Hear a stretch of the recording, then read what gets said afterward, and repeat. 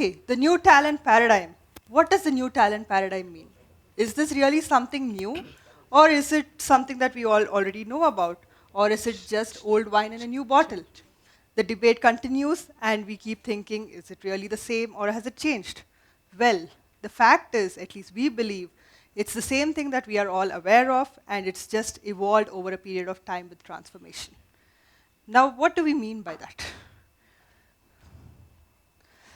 How many of you think all of this over here, mentioned over here, is driven by HR or managers? Who drives this, according to you? Who is the driver of the new era perceptions? Sorry?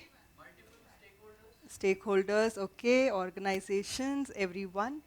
That's true, yes, my dear friends. All of us are responsible to drive this. We all play a role here as employees, as associates, as managers, as HR, as leaders, as execs. All of us are responsible for driving this across the firm. Now, culture previously was always known for creating an environment where we have a work environment describing values, mission, how do we go about it, what is the ethics. Those is what culture always had. Then why do we have a new perspective over here? With the evolution that is happening, it's become more and more the need for customization and looking at different facets which will drive the culture. And therefore, we say that without innovation, there is no culture. Now, innovation is not something that we don't walk the talk. What do we mean by that? Just doing a hack day or an innovation day, is that enough? Not really. What is the platform? What's the next step? How do we take it to that? And where do we want to be? Making it real. So we, along with our stakeholders, for instance, we take it to the next level. We look at what are the ideas that are coming. How are we going to make it real? Give the platform to our employees to ensure that they're able to try. It's okay if they fail. What is the max that will happen? It's going to be a failure, or it's going to be something old that is coming out again in a new way. It'll either create a new perspective and there will be transformation, or there will be failures. It's very important for all of us to ensure that as much as we celebrate our success, we celebrate failures, paving the pathway to transformation. It gives employees more perspective to do self-learning. Today, data is available everywhere with everybody. It's accessible at literally anyone. You don't have to reach out to ask for more information. Information is at your hand. So how do you make the difference? Is how do we have better learning environments created where you're sharing experiences and making it real rather than having to go back and see, tell them the same thing which they can learn on their self. This leads to more innovation, better ideas, and also paves your pathway to success and failures. So celebrate those failures so that there are newer ideas coming in. It's creating more work for the new genre, leading to hyper-personalization becoming more and more important, right? All of us have been hearing hyper-personalization, at least for the last 2 years, almost in every session that we hear. With so many genres of employees in the workforce today, it becomes so important and key for us to see what is it that we are doing different than what we did before.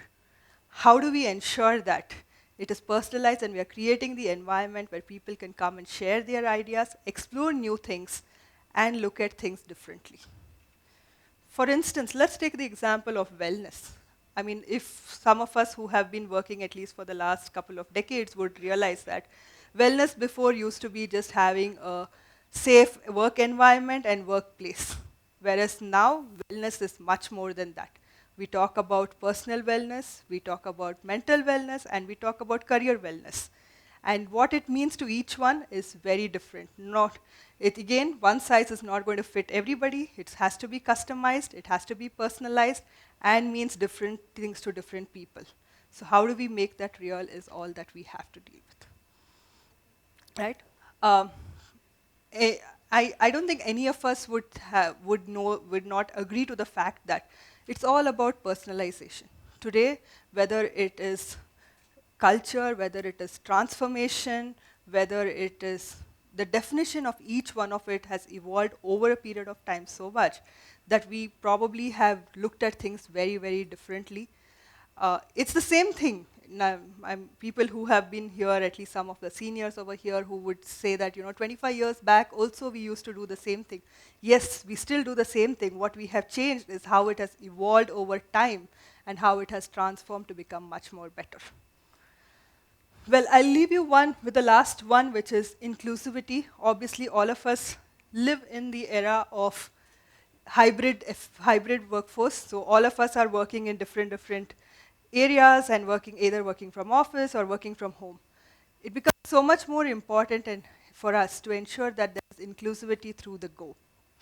How do we ensure that people from office and who are working from home feel inclusive and have the same access to different initiatives or anything to do with the workforce at multiple facets, right?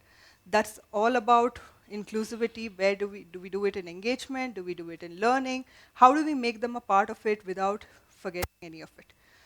Well, like I think some of us who have been here since yesterday have heard this again, that diversity is being called for the party, but inclusivity is dancing together. That is what is going to form our formation for today, leading to a better tomorrow in the new talent era. Thank you.